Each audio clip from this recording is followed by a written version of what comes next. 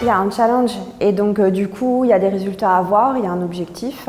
Le fait de s'inscrire dans le challenge et d'avoir des objectifs, ça force à mettre des actions en place. Et puis il y a un suivi régulier en fait tous les mois et demi qui nous rappelle qu'on est en concours. Donc tout ce cheminement fait qu'on s'investit dedans, quoi. Voilà, je crois que les élèves aiment particulièrement relever des défis et c'était une bonne occasion de pouvoir les mettre en action, de leur proposer ces défis. Ils ont tout de suite accroché et eu envie de relever le défi. C'est assez fédérateur en fait pour les élèves, puisque ce sont souvent des travaux qui se font en groupe, des projets qui sont à mener ensemble, et avec l'aide de l'enseignant justement qui peut être présent. Mais c'est vrai qu'au départ, c'est vraiment le groupe et les élèves entre eux qui se mettent en action au service justement du projet et du défi.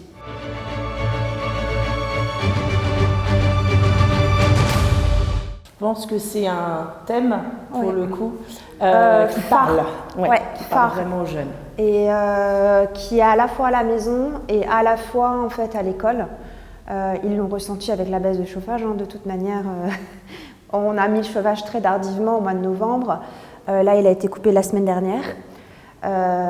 Plus des baisses en fait dans la journée. Donc oui, c'est quand même assez parlant. C'est quelque chose aussi qui vivent à la maison avec l'inflation parce que les parents parlent de la hausse du prix de l'énergie et donc il faut faire des économies. Donc là, c'est une période dans laquelle ça prend tout son sens.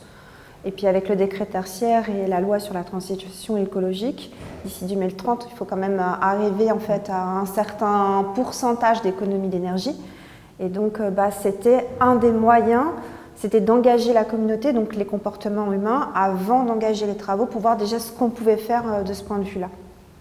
Et c'est vrai que c'était intéressant parce que dans notre établissement, nous accueillons des élèves tout petits, à partir de 3 ans, jusqu'à des grands majeurs.